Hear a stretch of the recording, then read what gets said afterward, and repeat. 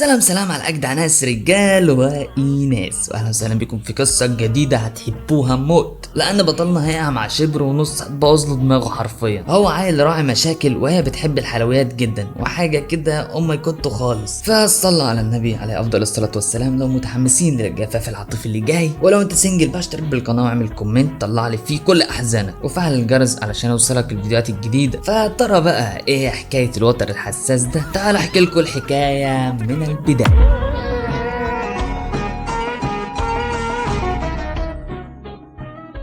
بتبدأ القصة مع شابين بيسألوا شابين على شاب طويل بعد ما شافوهم خارجين من مدرسة بلبس الثانوية وكانوا عايزين يقابلوا ضروري. فالرجالة عرفوا ان هم عايزين رينتارو، وبالمناسبة ده بطن، وقبل ما بيخلصوا كلام عليه بيكون واقف وراه. اللي بعد ما بيشوفوا وشه المكرمش ده بيعرفوا ان هو مش صافلهم وبيخافوا. وصاحبنا بقى بيزود المبلطين لما بيسأل اصحابه لو كانوا عملوا لهم حاجة، فالعيال من الخوف بياخدوا وديلهم في اسنانهم وبيهربوا منه. المهم اصحابه ما بيستغربوش خالص من اللي حصل، لان دي مش اول مرة يحصل حاجة زي دي مع رينتارو، او بيفضلوا يتخانقوا معاه لانه لو ما كانش جه العيال دي كانت هتمسكهم تهمكهم بسببه. وبيقولوا لهم ما حصلش حاجه يعني يا جدعان، وبياخدوا بعضهم وبيمشوا علشان المدرسه. وبيحكي لهم عن اللي حصل معاه امبارح لما كان واقف في الشارع ورمى ودانه على واد وبنت كانوا بيتخانقوا مع بعض، بعد ما البنت عرفت انه بيخونها واديته بالقلم على وشه وسابته ومشي. فالولد يا عيني بقى بيصعب على صاحبنا رينتارو وبيروح علشان يواسيه، ولكن الولد يا عيني لما شاف منظره فكره جاي علشان يكمل عليه، ومن غير ما ينطق ولا كلمه استجمع شجاعته واخد ديله في اسنانه وهرب. فاصحابه بيصعب عليهم الواد اللي شافه وبيقولوا له ما اكيد واحد زيك يعني طالما ظهر لحد في الوقت ده من الليل يا اما عايز يتحفرش بيه يا يقتله، يعني انت والليل ما ينفعش تتجمعوا مع بعض يا اسطى. لان الواد فكر بالطريقه دي برضه. وبعد ما بيوصلوا لمدرستهم مدرسه بلبس الثانويه بنين، كان في بنتين من المدرسه اللي جنبهم اللي اسمها الهاي سكول الثانويه بنات. المهم يعني بعد ما بيشوفوا الولاد بيبطلوا اللي كانوا بيقولوه واكنهم شافوا حاجه غلط. المهم واحده منهم وهي معديه بيقع على المنديل بتاعها، فالولد راح اخده ونده لها علشان يديهولها، فبيبص له من فوق لتحت كده وقالت له البنت تقدر ترميه في الزباله لان اللي بيقع مني ما بيبقاش من مستواي يا حقير يا فقير. لا مش هي اللي قالت دي، انا اللي قلتها. واصحابه بيعرفوا انه لسه ما حدش بيطايقه ولا بيحبه، وهكذا هم برضه. ليه بقى؟ لان مدرسه بلبس الثانويه بنين بتوع العيال الفقراء السرسجيه اللي مجموعهم ما حصلش حتى يدخلهم الحمام، رعاة مشاكل يعني، على عكس مدرسه البنات الهاي انترناشونال سكول، ودي كل البنات اللي فيها ولاد ناس يعني، والاي كيو بتاعهم عالي ومتريشين تحسهم كده من ايجيبت مش من مصر، حاجه كده ما يكونوا خالص. فطبيعي الفجوه الطبقيه اللي ما بين المجتمع الاستقراطي دي هي اللي عامله عداوه ما بين المدرستين. وعلى الطريق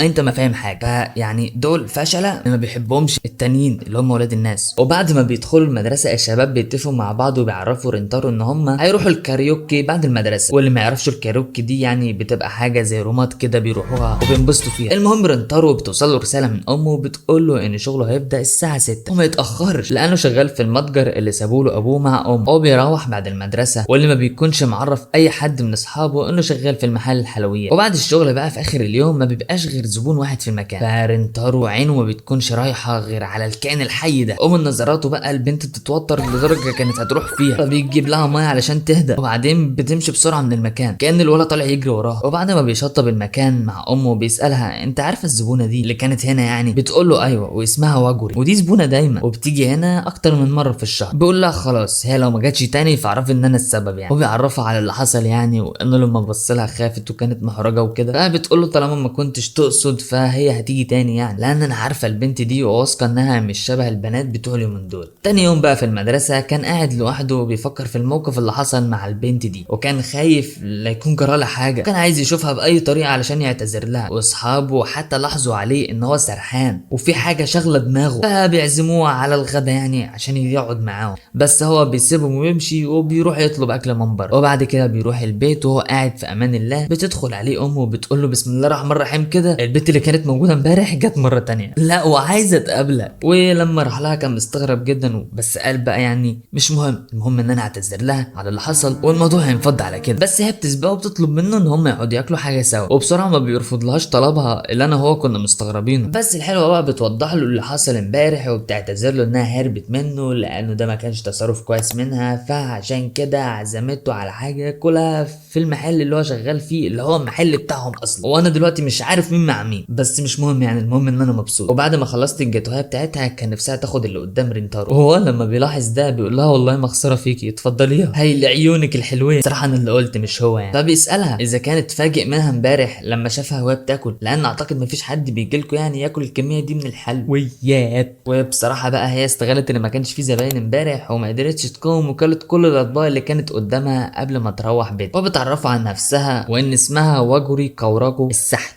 وبيقول لها ان هو اسمه تسومي رينتارو المليجي. وبيكون رينتارو مستغرب ومتفاجئ ان ازاي بنت كيوتا زي دي عايزه تتعرف عليه، بس اللي ما يعرفوش انها كانت مبسوطه لما عرفت اسمه، وبتتكسف منه لما بتقول له انها كانت بتشوفه بقالها فتره في المحل هنا، بس هو ما كانش بياخد باله منها خالص. علشان كده هي كانت متفاجئه لما لقيته كان مركز معاها لاول مره، وهي ما هربتش منه عشان كانت خايفه، بالعكس دي هربت لما شافته بيبص لها لاول مره، لان دي اول مره ولد يبص لها بالطريقه دي، وده اللي خلى قلبها يتحرك من مكانه وما قدرتش تمسك نفسها من التوتر. انا بقول اصلا تاخدها وتحطها تعرضها في التلاجة جنب الحلويات يعني، اصل ما فيش كده بصراحه. وبما ان صاحبنا رينتارو كائن ذكوري ما كانش فاهم كلامها قوي، وكل ما بيبص لها بيخاف منها، اللي هو طب يعني ايوه ماشي انت عايزه ايه برضه، لان دي اول مره تحصل ان في حد قلبه ينبض لما هو يبص له. بعد شويه تفكير دماغه ما بيوصلش لحاجه، وقام قال لها انه هيجي معاها يوصلها للمحطه علشان الوقت اتاخر، وخطر عليها تروح لوحدها. فبتاخد معاها حاجه حلوه وهي ماشيه، وبتقول له اوعى تكون مفكر اني كنت خايفه منك لما شفتني، انت مش مجرم يا رينتارو بالعكس. وبتقول له كلام حلو بقى وفراشات بقى وكده وبدل ما بيوصلها للمحطه بينسى نفسه وبيطلع على اوضته جري وبيقفل عليه، وبيبدا بقى يفتكر كلام صحابه ان الناس اللي حواليه بيقولوا عليه ان هو مخيف ومش عارف ايه وحاجات كتير كده سلبيه، على عكس البنت الغير الناس اللي هو قابلهم كلهم في حياته. وفجاه بتقطع عليه امه حبل افكاره وبتزق الباب عليه وبتقول له الحق الحق، الشنطه اللي واجري كانت واخداها لقيتها مرميه في الطريق وبشكل يقلق. فصاحبنا بياخد بعضه وبيجري في طريقه ليها وبيدور عليها علشان يفهم ايه اللي حصل. وفي اللحظه دي بيكون فعلا اخدها شابين، والشابين دول نفسهم اللي ما بيحبوش رينتارو، والشابين دول نفسهم هم اللي شفناهم في اول الفيديو، وبيكونوا عايزين يستفزوها باي شكل عشان يعملوا معاها يخو يخو، وبيقعدوا يستجوبوها بقى وبيسالوها ايه علاقتها بالواد ده. ساعتها رينتارو بيقف على صوته وبيعرف وبيروح له بعد ما بيعرف ان هم نفسهم اللي قابلهم امبارح، وبيكونوا مستغربين ازاي حته صغننه زي دي بتقابل رينتارو وعلى علاقه بيه، وبيكونوا مفكرين انها حبيبته. ومن غيظهم بيقولوا عليه كلام كتير مش كويس، ولا رينتارو بيلعن في سره ام مدرسه بلبس اللي مشوهه سمعته دي، وبيقعدوا يقولوا لها بقى انك لو ما بعدتيش عنه الواد ده هتبقي في خطر وانت معاه، وبتقاطعهم بقى عشان تقول لهم انه شاب كويس جدا وكل اللي بيتقال عليه دي اشاعات وده مش صح، وانتوا ما قعدتوش معاه عشان تحكموا عليه. بس هما ما بيكونش فارق معاهم كل حاجه من الكلام ده، هما بس عايزين يأذوا رينتارو عن طريق البنت دي، لان هما مفكرين ان هما بيحبوا بعض، وبما انهم يعني عارفين انهم مش هيقدروا يواجهوه فيس تو فيس بيستخدموا الاستراتيجيه القذره دي. وعلى اخر نفس خلاص الولد بعد ما بيعجبوش كلامها بيكون هيضربها، بس رينتارو بيتدخل على طول وبيحميها منهم، وبيبص لهم بصه كلها غضب كده، اللي هو ده انتوا يومكم اسود النهارده. والعيال من الصدمه بقى بيخبطوا في بعضهم وبياخدوا بدالهم في اسنانهم وبيهربوا، والبنت واكوري بتعكشه من رقبته بعد ما بتلاقيه بينزف، وبتقول له انا اسفه مع ان الذنب مش ذنبها يعني، وبتساله انت ليه عمال تعور نفسك ده؟ وبيقول لها انا اعتبر اللي حصل فيا ده تخليص حق، وبيعتذر منها انه ورطها في موضوع زي ده وخلى عيال الشارع ياخدوا بالهم منها بسببه، وبيعتذر تاني يهدي الليله السود بسبب يعني انه تسبب في خوف الكائن الصغنن ده. قالت له انها ما ينفعش تخاف منه لانه كان لطيف معاها وما شافتش منه اي حاجه وحشه، وبتشكره انه جو ساعدها وبيشكرها انها ساعدته في الجرح اللي في دماغه. وبيبدا بقى صاحبنا يفكر انه ازاي ما كانش شايف الجوانب دي في شخصيته، ومفكر ان كل الناس شايفاها بغل حقير صايع شكله خوف اتعود على السلبيه وبس. بعد كده بياخدها وبيوصلها على المحطه، وقبل ما بيمشي بتقول له انها هتيجي تزوره تاني في المحل، فيعمل حسابه بقى لانها في اي وقت هتطب عليه وتعزمه على حاجه حلوه في المحل بتاعه زي المره اللي عدت، وبيقول لها قشطه ماشي وبيسيبها وبيمشي. وتاني يوم في المدرسه بعد ما بيحضر اول واحد بسبب انه ما نامش يعني من امبارح تاكيد يعني انا بخمن بقى، وقاعد يسال نفسه يا ترى راوي البت هتيجي المحل تاني ولا لا؟ طب ولو جت هتيجي امتى؟ ولو جت هعمل معاها ايه؟ وفي لحظه ما هو بيبص من شباك الفصل بتاعه بيلاقي في بنت بتبص برضه من الناحيه التانيه، فبياخد 5 لمسه كده على ما بيستوعب وبيلاقيها واجوري. الله عليك يا ابني. فبيجري من الخضه وبيستخبى منها لانه كان متوقع انها اصغر منه، بس المصيبه انها في نفس الثانويه معاه ومن صف، ولكن في مدرسه البنات اللي معاديه مدرسته طبعا، ودي حاله لا يرثى لها، لان زي ما انا شرحت لكم فرق الطبقيه اللي ما بين المدرستين والعداوه اللي ما بين، فتقوم تكمل بقى بالبنت دي اللي هو اتعرف عليها، وده هيزود مشاكلهم. القصه كده داخله على تعقيده. وقابل بقى يا عم رنتارو. وقتها بقى بيقعد صاحبنا يفتكر كل اللي حصل معاه من شويه، وانها قالت له ان هو مش مخيف، الزبونه الجميله الرقيقه اللي محدش يتوقعها. وعلى الجهه الاخرى بتكون هي كمان لسه باصه من الشباك وما قفلتش الستاره زي ما هو عمل، وده بيبين لنا نفسيا ان هي اللي عايزه، هي اللي انت فاهم. وبيجي له صاحبه بقى وهو قرفان وطهقان وبيقول له مالك يا ابني في ايه اللي معصبك كده؟ بيقول له خلاص يا عم ما بقتش قادر استحمل الجيره العكره دي. بيقول له جريت ايه مش فاهم؟ قال له يا عم البنات اللي جنبنا في المدرسه دول كل يوم وانا جاي المدرسه بيبصوا له بقرف وبحسوني ان انا منبوس حضاريا. يقول له طيب ما ده مش جديد يعني، مفيش حاجه اتغيرت. بيقول له ايوه يا عم بس مش طبيعي كل يوم كده الواحد يجي مش طايق نفسه. وبيجي لهم بقيه الشله وبيقول لهم خلاص يا جدعان مستحيل ولا واحده اصلا من البنات دول يبصوا لنا، لان هم عندهم مدرسه مرموقه وعاليه ومدرستنا بيرموا فيها الصيع وخلاص. بالظبط كده هم عاملين زي البنزين والنار. وبيبان على رنتارو اللي هو بدا يتوتر لان في حاجه حصلت عكس اللي هم متوقعينه خالص. بيلاحظوا ان هو مخبوط في راسه، فبيسالوه عن ايه اللي حصل، ما بيردش عليهم، وبيستغربوا اكتر لما بيلاقوا الستاره اللي جنبه مقفوله على غير المعتاد يعني، فبيتوتر اكتر منهم. وبيقول له صاحبه اللي قدامه ايوه انا عارف انت شكلك قفلتها عشان تبطل تبص على المبنى اللي جنبنا من كتر ما هو بقى مقرف. بيتعصب على رنتارو وبيقول له مش بالظبط كده يا متخلف. وكل اللي في المكان بيستغربوا ردة فعله طبعا لان ده مش طبيعي بالمره، وهو بيتاسف لهم وبيتحجج ان الشمس كانت حرارتها عاليه فقرر ان هو يقفل الستاره. فبيقول له صاحبه غريبه يعني مع ان كل يوم الشمس حر ومش شايفه غير قفاك. بيقول لهم قشطه انا بتحجج وجاي لي مزاج اقفل. وبيقفلوا على الموضوع ده بقى. هو اثناء الدراسه ما بيكونش مركز في اي حاجه خالص غير من منظر كوراكو لما انبهرت اول ما شافته، على عكس هو لما اتخض، وانه لما قفل الستاره دي كانت حركه غبيه جدا منه، والموقف بيقعد يتعاد بقى كل شويه في دماغه يعني انت فاهم. ساعتها بقى بيجي له لحظه ادراك ان هو طب ما حلو ده، هي لو ما جتش التاني ما حدش هيعرف عننا حاجه وبالتالي مش هتسبب لها في مشاكل زي ما حصل قبل كده. ده غير فضيحتنا اللي كانت ممكن تبقى بجلاجل في المدرسه. وفي اخر الحصه بيطلب منه اصحابه ان هم يخرجوا بعد المدرسه يصيعوا شويه في الكايرو. فبيبص الاول في التليفون ويشوف امه بعتت له حاجه ولا لا، ولما بيلاقيها مش طالبه منه حاجه بيقول له قشطه هنروح فين بقى. وده بيبين قد ايه هو بيحب امه وبيفكر فيها قبل اصحابه. انا مش فاهم انا بحلل ليه، بس على الله استفيدوا مني بحاجه يا اولاد. وهم خارجين بقى بيقول له صاحبه اما انا كتبت مقطوعتين راب يا لاسين وحاسس ان انا اول ما هغنيهم هيكسروا الدنيا. وفي وسط النجوميه دي بقى بيلاقوا المدرسه كلها واقفين قدام البوابه ومحدش فيهم خرج اصلا، وبيبصوا على حاجه مش عارفين هي ايه. فلما بيروح رنتارو وصاحبه يعرفوا بيقولوا لهم ان في بنت واقفه قدام مدرستنا مستنيه حد، والبنت دي مين؟ ايوه هو جوري السحتوت. وساعتها بيطلع لها اجمد واحد فيهم طبعا وما بيصدق بقى يتمشكل مع واحده وبيقول لها انت ازاي يا بنت انت تقف قدام مدرستنا كده، ما تعرفيش ان دي مدرسه اعمامك ولا ايه؟ وده طبعا غل بسبب اللي بيشوف منهم كل يوم. والبنت يعني بتقول له انها واقفه مستنيه احدهم، وبيصيح فيها وبيقول لها احدهم ده يطلع مين احدهم ده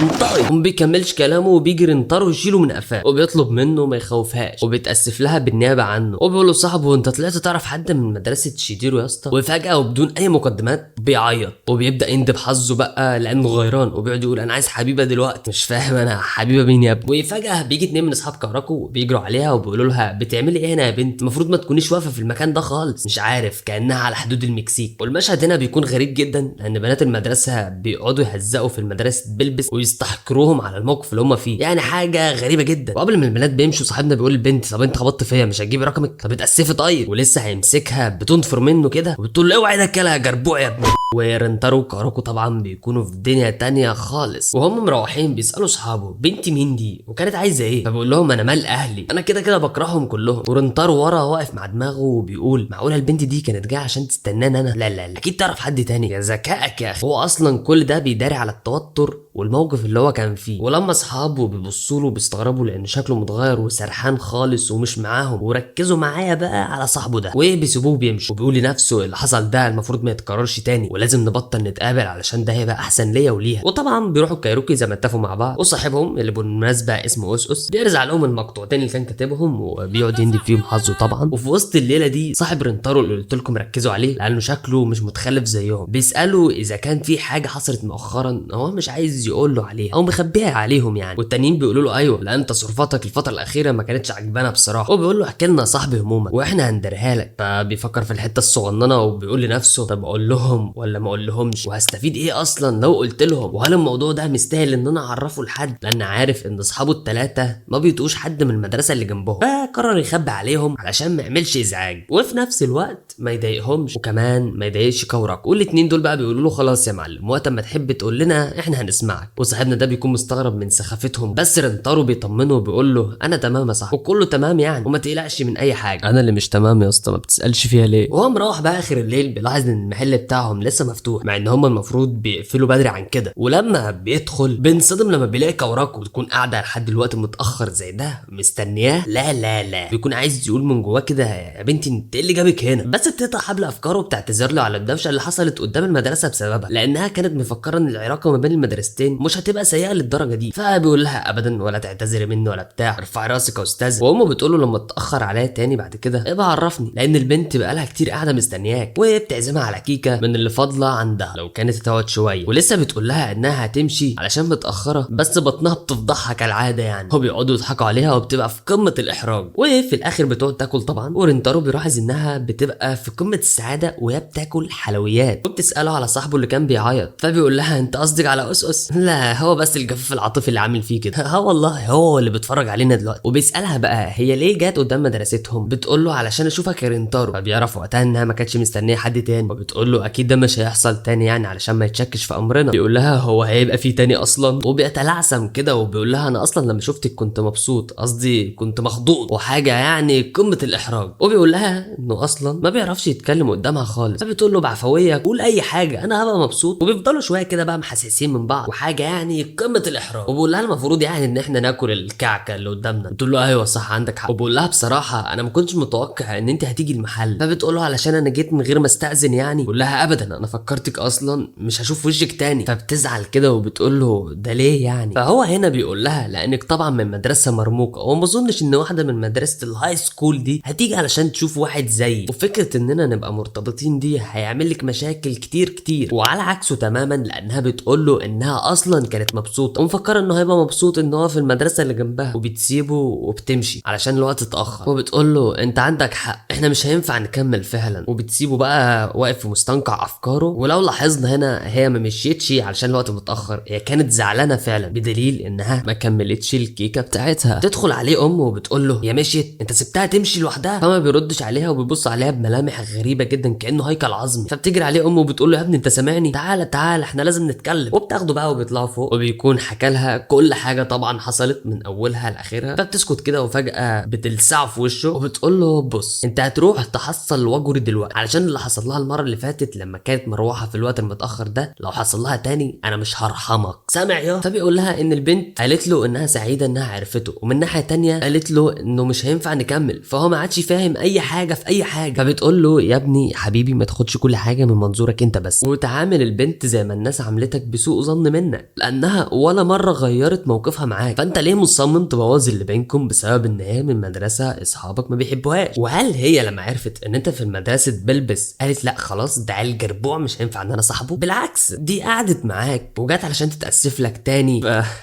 انت عايز ايه تاني؟ ساعتها بقى بيضرب نفسه بعد ما بيفهم كلام امه، وبيقول له نفسه انا فعلا غبي، لان انا كنت بعملها على اساس انها من مدرسه مستحيل نبص لها، مش على انها وجري اللي اتعرفت عليه. وبيشكر امه بقى، وتاني يوم بيروح يستناها هو قدام مدرستها، ولما بيشوفها بيعتذر لها لانه احرجها وزعلها منه واذاها. بتقول له اذتني ازاي يعني؟ بيقول لها لما مشيت امبارح كان باين عليك انك زعلان. فالبنت بتبقى في قمه الاحراج وبتعيط منه في نص الشارع، وما بيكونش عارف يعمل معاها ايه. وبيقعدوا بقى يتاسفوا لبعض كتير، وانا ماليش خلق الحاجات دي بصراحه. وبتقول له قد ايه انت طيب يا واد رنتارو، يا عيني يا ابني شوف وشك انت من ساعه ما عرفتها وكل يوم خبطه جديده. وقتها بقى بيشرح لها اللي هي ما كانتش فاهماه، وبيقول لها اصحابه دايما كانوا بيتكلموا عن مدرستها بالسوء وقد ايه هم مش بيحبوه، وهكذا الطرف الاخر برضه. فتعودت على ان الاتنين ما بيحبوش بعض، وده خلاني مش قادر اتقبل ان انا اعرف واحده من مدرسه كيوكو. المهم يعني لو عرفوكي ممكن جدا يخوفوكي زي ما عملوا الاتنين المتخلفين قبل كده، وده هيعرضك للخطر اكتر. بيقول لها انسي اللي انا قلته، انا كنت غبي، انا كنت شاغل دماغي بالمدرستين ونسيكي انت، انا كمان كنت مبسوط لما شفتك يا قدري. فخلاص كانت هتعيط بس بتقوم وبتبقى كويسه وبتقول له خلاص انا صالحت، وبكده نكون استبينا يعني. واهم حاجه بقى اننا ما ندخلش مدرستي ومدرستك ما بيننا، لان انت اللي تهمني في كل دول يا رنتارو، وحاجه يعني قمه وبعد كده بقى بيتاسف لها في التليفون على انه قفل الستاره في وشها امبارح لا يكون ده هتضايقك ولا حاجه؟ بتقول له لا انا اصلا ما خدتش بالي، ولو لاحظتوا هتلاقوا هما الاثنين واصلين المدرسه بدري جدا ومفيش غيرهم اللي موجود في المدرسه. هتسالني بقى ليه يا راوي؟ اقول لك ده يا حبيبي علشان لما كاراكو تفتح الستاره ورنتارو يشوفها ما يلاقوش حد يضايقهم، وبيلوح لها بايده وهي من بعيد بيكون شكلها عبيط جدا، وبيقول لنفسه انا ايه اللي وصلني لكده بس يا رب، خلاص بقى في واحده بقت مهتمه لامره ومحدش قده يا عم. بعد كده بقى وفي وسط اليوم بيكون هو صاحبه أس هيموتوا من الحر، فبيقترح عليه صاحبه بقى ان هم ينزلوا يتهووا شويه او يشوفوا لهم تكييف على اساس ان مدرسه بلبس فيها مكيف يعني. وهم نازلين أس بيفتكر ان في مهرجان رياضي الشهر ده، وبيقول له احنا محتاجين نشارك فيه علشان نفوز، فبيروحوا جري للمدرس علشان يشاركوا او يقدموا، وبيقول لهم انتوا الاتنين بالذات ما ينفعش تشاركوا في المهرجان الرياضي، واظن انتم الاتنين عارفين السبب كويس. وبيكونوا هما الاتنين يا عيني واقفين متصنمين، فبيفهمهم المدرس ان اي حد هيسقط في امتحان نص السنه هيتم حرمانه من الميراث، قصدي من المهرجان الرياضي، لحد ما يمتحن، ولو نجح هيقدر يشارك عادي جدا. فبيقولوا له احنا اصلا لسه ما امتحناش علشان تحكم علينا، فبيقول لهم السنين اللي فاتت كانت بتحكم يا باشوات وانتم شايلين كل المواد.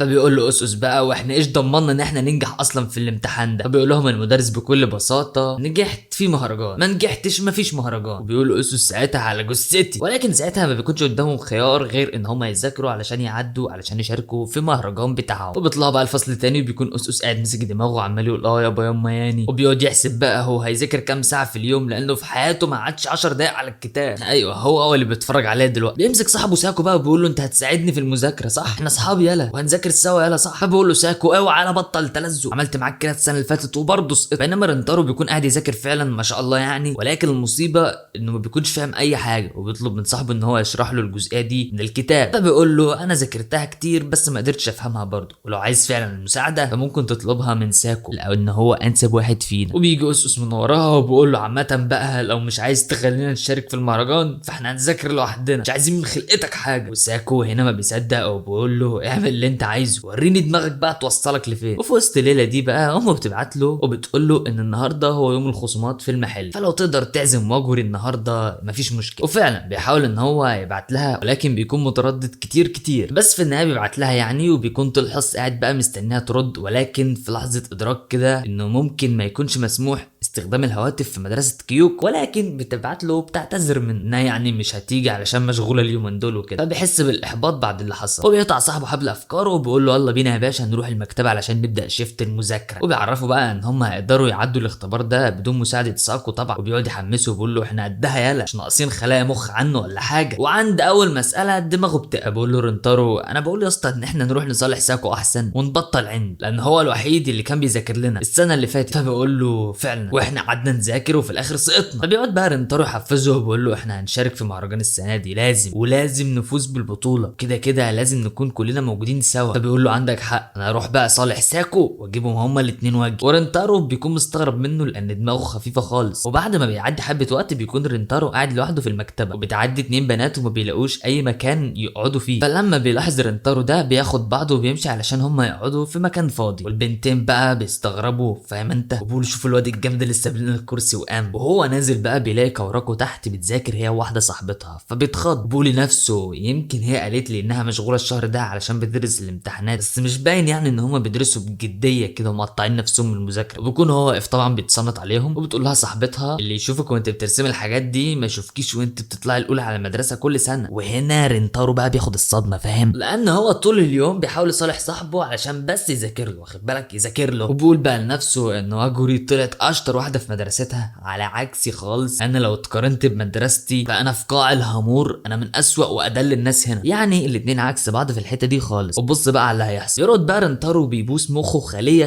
علشان يقدر يبطل تفكير في موضوع ان هو حاول يذاكر العام الدراسي اللي فات وبرده ما نجحش. وفجاه بيفتح عينه بيلاقي كوراكو في وشه، وبتقول له راقد بتعمل ايه هنا؟ بيقول لها انت مش كنت جوه بنتي ايه اللي طلعك دلوقتي؟ بتقول له انها شافته وهو معدي، تعرفش انه كان اصلا بيتصنت عليهم، بس مش ده السبب انها جاعت فقررت تطلع تاكل بره. وبتساله انت فعلا جيت هنا علشان تذاكر؟ بيقول لها يعني حاجه زي كده. وبتعتذر له انها مش هتقدر تيجي في يوم التخفيضات. طب بيقول لها عادي بيحصل كل شهر يعني. بتقول له خلاص هحاول اجيبها على الشهر الجاي وبالمره اكون جمعت فلوس من الشغل لليوم ده. فبيقول لها هو انت شغاله وانت من عيله ثريه؟ فبتضحك عليه بقى وبتقول له انا مش من عيله غنيه ولا حاجه، انا دخلت المدرسه دي بمنحه دراسيه وده سبب من اسباب تفوقي في المدرسه، علشان كده مش عايزه انزل عن المركز الاول في الصف. ورنتارو بقى عينه بتكون هتدمع من التاثر وبيقول لها المركز الاول على التوالي؟ ما شاء الله ربنا يحفظك يا بنت. وبتقول له عارف يا واد رنتارو اخر فتره ما عدتش بشوف النوم ده بسبب المذاكره للامتحانات، هو قاعد ببقى في الفصل بقعد اقرص نفسي كده علشان ما انام. وبتقعد تقول له بقى انا وانا وابويا اللي جابني هنا، علشان كده مش عايزه اخيب ظني فيه وما اطلعش الاولى كل سنه. وبتعرفه ان الحاجه الوحيده اللي بتتطور عندها من ساعه ما دخلت المدرسه دي هو كبريائها. عارف والله عارف النماذج بتاعتك دي كترت في البلد. وخلاص بقى يعني هي بتفتح له قلبها وبتحكي له عن قصتها وكده. فبيفهم بقى ان الدنيا مش زي ما هو كان شايفها وانه لازم يبص للدنيا بنظره تحتيها سيكا اكتر من كده، لانه كان دايما الشخص اللي بيعمل في الناس اللي بيكرهه لنفسه. والحقيقه ان كل ما بيقعد معاها بيكره ذاته ومعناه علشان بيحس ان هو بيعمل حاجات كتير غلط ومش فاهم اي حاجه في الدنيا. وخلاص بقى بعد ما مدركات عقله بتتوسع بيطلب منها انها تساعده في المذاكره وبيعرفها انه لو وصلت في الامتحان بتاع منتصف السنه ده تبقى عاقبته وخيمه، والمره دي بالذات بقى هو مش عايز يسقط ومش عايز يستسلم زي كل مره. وهي اصلا بتكون بصاله وشايفاه دلوقتي عبيط انا عارف. وبيقول لها وقت ما تكوني فاضيه يعني اي وقت من اوقات فراغك ده لو كان عند حضرتك وقت فراغ اصلا، هي بتتلاشى كل اللي اتقال ده وايه بقى بتعزم عليه بموتش. وبتقول له قشطه هتصل بيك اول ما ابقى فاضيه وهنعمل شغل عظمه بس انت بس شد حيلك ومش عارف ايه كده وكلام كتير كده. في اخره بتظهر شخصيه جديده وبتسال كوراكو مين اللي هي واقفه معاه ده. وطبعا بقى فتاه ذات الشعر الفضي والعيون الارجوانيه، فهي بالنسبه لرنتارو اجنبيه واخد بالك. ايوه هو بيفكرها اجنبيه وبينبسط من شكلها. وبتساله اذا كان من مدرسه بلبس ولا لا، فبيقول لها ايوه. ولما بتعرف ده بتطلب منه ان هو ما يتعاملش مع كوراكو خالص. وبتعرفه انها مش عايزه اي حد من مدرسه بلبس يقرب منها، والشخصيه دي جايه علشان تعامل كوراكو على انها الداده بتاعتها الكوتي جارد بتاعها. وبتحاول كوراكو تفهمها اللي ما بينهم بس بينادي اصحاب رنتارو عليه، ولما بيشوفوه واقف مع بنات يعني بيروحوا له يعني طبيعي. وطبعا أس ما بيصدق هو بقى في المواقف دي وبيقول لهم في ايه مزعلين صاحبي في حاجه ماسكين عليه زل عشان توقفوه معاكم كده، اصل انا ما صدقش يعني ان هو ممكن يبص لحد من مدرسه كيوكو. وطبعا رنتارو ما بيكونش عارف يعمل معاه ايه. فبتقول بنت ذات الشعر الفضي خلينا نمشي من هنا بعيد عن المتسولين دول. فبقول لها أس متسولين مين يا بنت انت؟ بس بيستغرب لما بيشوف واجوري لان دي نفسها اللي كانت واقفه قدام مدرستهم ولسه بيقرب يعني عشان يشبه وكده. بيوقفوا رنتارو فجاه وبيستغرب هو عمل كده ليه اصلا وحاول يبعد صاحبه عنها ليه لان اصلا ما كانش هيعمل لها حاجه. وبيفضوا الموضوع بقى وبيمشوا وهم ماشيين صاحب رنتارو بيكون عايز يتخانق معاهم يعني فاهم، بالذات مع البت ومش عارف فضي وكلام كتير كده. اخره طبعا ان رنتارو بيفهم صحابه ان البت دي هي اللي كانت قدام المدرسه وهو قابلها في المكتبه وكان بيعتذر لها لو كان خوفها يعني وكده. وبيعترف ان هو اللي راح وكلمها الاول وهي ملهاش علاقه بيه خالص. وعلشان اثبت لكم ان اسوس ده دماغه خفيفه بيقولوا صاحبه وقتها على فكره انت اللي خوفتها مش رنتارو. فبدل ما اسوس كان هيتخانق معاهم بيروح يتاسف لها بعد ما بيحس بالذنب، وهي كمان بتعتذر لهم على الدوشه اللي هي عملتها وقتها. وصاحبتها بتكون هتتجنن ازاي واحده من كيوكو تعتذر لعيال من مدرسه بلب يعني دي كارثه. ولما بيمشوا بقى بتقول لها انت ازاي تعتذر لعيال همجيين زي دي بيعملوا اي حاجه من غير ما يفكروا فيها وحاجه يعني قمه الانبطاح. بس بعد ما بتستوعب بتسالها اذا كانت بتكلم الولد ابو شعر اصفر ده لانها شافتهم هما الاثنين بس في الاول. وبدل ما واجهه تنكر بتقول لها كلام كويس عنه وعن اصحابه، فصاحبتها بتحس بالاحباط من ناحيته وان دي مش حاجه حلوه انها تبقى واخده فكره زي دي عنهم. بالمناسبه الشخصيه دي اسمها سالي. تاني يوم بقى بيكون رنتارو قاعد بيطبق على اللي صاحبه علمهوله ولكن ما بيكونش عارف يحل اي حاجه. عامه ده منطقي جدا لانه بيحل رياضه انا سبتك في الثانويه تجيلي في الانمي. وبعد ما بيقعد يتخانق مع نفسه كتير بقى ومع دماغه بتجيله رساله من كوراكو او واجوري بتطلب منه ان هم يتكلموا الوقت ده والساعه دي.